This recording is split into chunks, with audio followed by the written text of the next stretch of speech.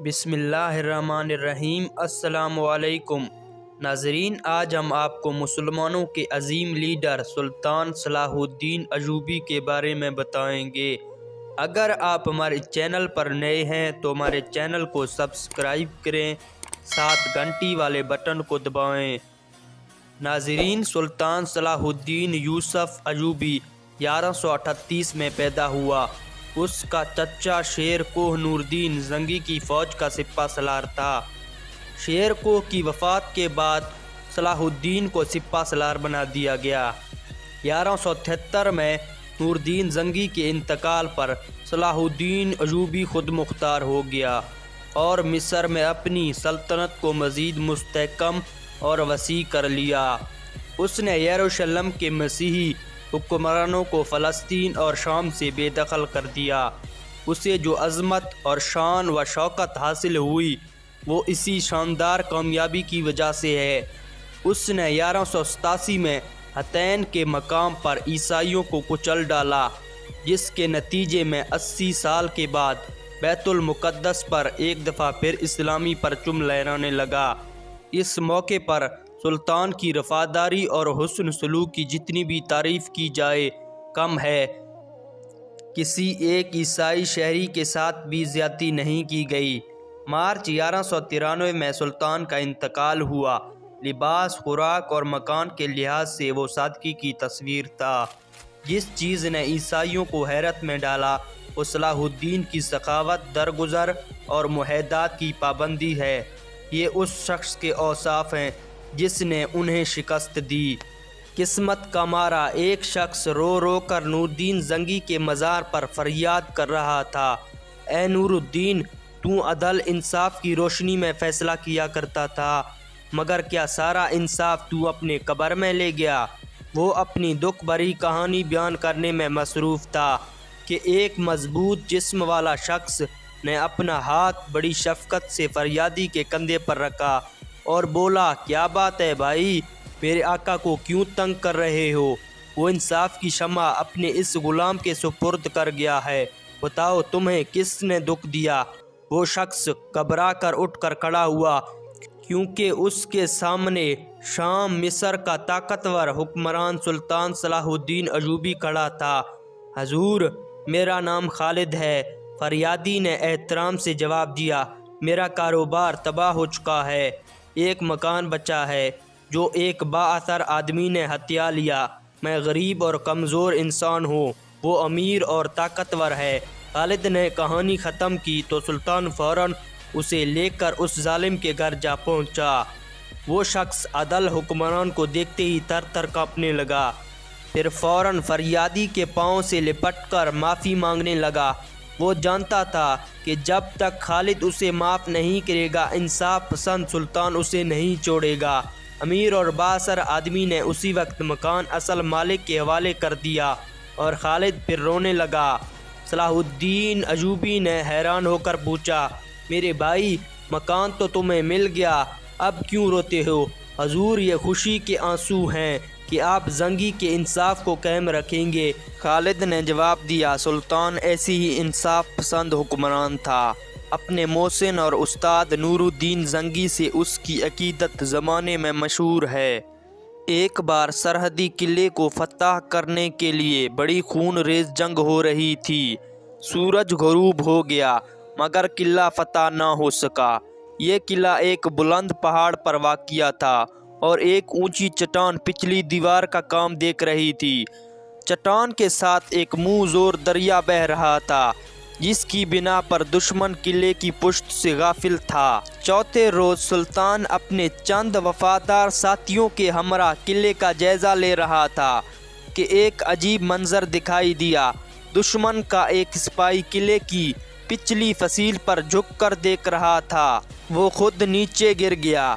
وہ سپاہی بڑے آرام سے دیوار پلانگ کر چٹان پر آیا اور خود لے کر واپس چلا گیا، گویا قلعہ فتح کرنے کا راستہ خود دشمن نے بتا دیا۔ بس پھر کیا تھا، اسی مشکل راستے کو طے کرتے ہوئے صلاح الدین کے بہادر سپاہیوں نے قلعے کی اینٹ سے اینٹ بجا دی اور یہ ناقابل تسخیر قلعہ فتح کر لیا۔ چند روز بعد ایک عجیب واقعہ پیش آیا۔ ایک چھوٹی سی خوبصورت بچی گھوڑے پر سوار قلعے میں داخل ہوئی۔ سلطان نے اسے دیکھا تو بھاگ کر گھوڑے کے قریب پہنچا اور بڑے احترام سے کھڑا ہو گیا۔ یہ پھول سی بچی نور الدین زنگی کی سب سے چھوٹی بیٹی تھی۔ اس نے آتے ہی ایسا مطالبہ کیا کہ بڑے بڑے سالار حیران رہ گئے۔ مجھے فوراً یہ قلعہ چاہیے۔ آقا زادی، آپ اس قلعے کو لے کر کیا کرے گی؟ سلطان نے مسکرا کر پوچھا۔ ہم اس قلعے میں کھیلیں گے، بچی نے بڑی معصومیت سے جواب دیا۔ سلطان نے فوراً وہ قلعہ جسے جان پر کھیل کر فتح کیا تھا بچی کے حوالے کر دیا۔ سرداروں نے احتجاج کیا تو سلطان نے جواب دیا، وہ میرے محسن، میرے استاد کی بیٹی ہے۔ خدا کی قسم، اگر وہ مجھ سے میری جان بھی مانگتی تو میں اسے انکار نہ کرتا۔ یہ صلیبی جنگوں کا دور تھا۔ ایک طرف یورپ کے تقریباً سارے حکمران اور دوسری طرف اکیلا صلاح الدین ایوبی، جسے اپنے کم عقل بھائیوں سے بھی لڑنا پڑ رہا تھا۔ گویا اپنے بیگانے سب مل کر اسے للکار رہے تھے۔ اپنوں کی نااتفاقی کی وجہ سے مسلمانوں کا پہلا قبلہ بیت المقدس عیسائیوں کے قبضے میں جا چکا تھا۔ وہیں بیت المقدس جہاں سے حضور پاک صلی اللہ علیہ وآلہ وسلم معراج پر تشریف لے گئے تھے، اسے آزاد کرانے کے لیے ایوبی لشکر لاتعداد یورپ فوج سے ٹکرایا۔ خون ریزی جنگ ہوئی۔ مسلمان مجاہد بے جگری سے لڑے اور انہوں نے دشمن فوج کو تباہ برباد کر دیا۔ بیت المقدس آزاد کرانے کے بعد صلاح الدین ایوبی نے مسجد اقصی میں نماز پڑھی، عیسائیوں کے لیے عام معافی کا اعلان کیا اور دشمنوں کی بچی کچی فوج کو ہتھیار سمیت شہر سے نکل جانے دیا۔ بیت المقدس پر مسلمانوں کا قبضہ ہوا تو سارا یورپ میں طوفان آ گیا۔ یروشلم کے لاٹ پادری نے، جسے سلطان نے کمال مہربانی سے قیمتی ساز سامان دے کر رخصت کیا تھا، لوگوں کو بھڑکانا شروع کر دیا۔ بڑی تصویر اٹھایا پھرتا تھا جس میں حضرت عیسیٰ علیہ السلام کو زخمی حالت میں دکھایا گیا تھا اور ایک مسلمان سپاہی ان پر حملہ کر رہا تھا۔ پادری کی اس حرکت سے پورا یورپ کے لوگ دیوانے ہو گئے اور صلیبی مجاہدین کی فوج میں بھرتی ہونے لگے۔ بچے، بوڑھے اور جوان سب نے مل کر اتنا بڑا لشکر تیار کیا جو کسی نے دیکھا نہ سنا۔ ان میں رچرڈ جیسا بہادر بھی تھا جو شیر دل کے نام سے مشہور تھا، اور کرک کے قلعہ دار رچنال جیسے تنگ دل حکمران بھی جو حاجیوں کے قافلے لوٹتا تھا۔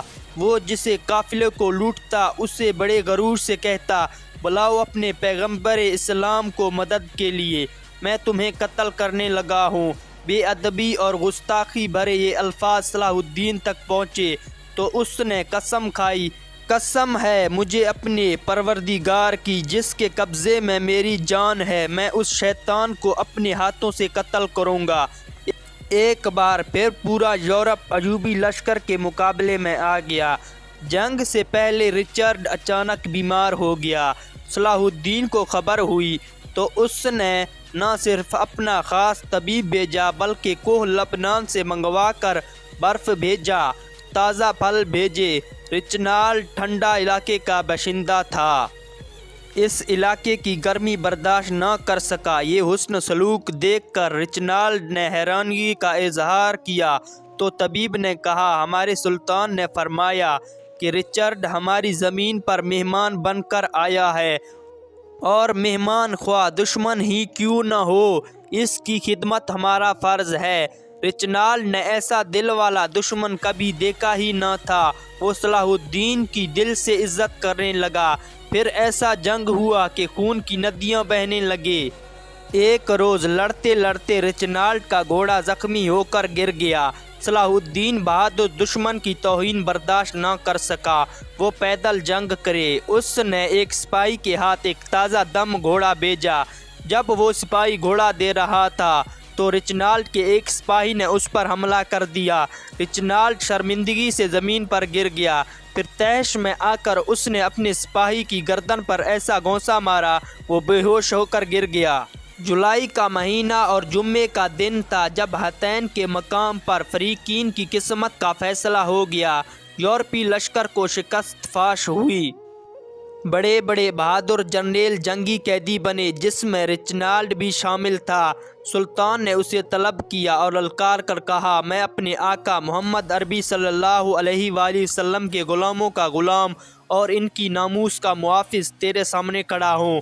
یہ کہا اور تلوار کے ایک ہی وار سے اس گستاخ کا سر قلم کر دیا۔ سلطان صلاح الدین ایوبی کی ساری زندگی اسلام کی خاطر جہاد کرنے میں گزاری۔ بیت المقدس کو آزاد کرانا اس کا سب سے بڑا کارنامہ تھا۔ ہمارے چینل کو سبسکرائب کریں، ساتھ گھنٹی والے بٹن کو دبائیں۔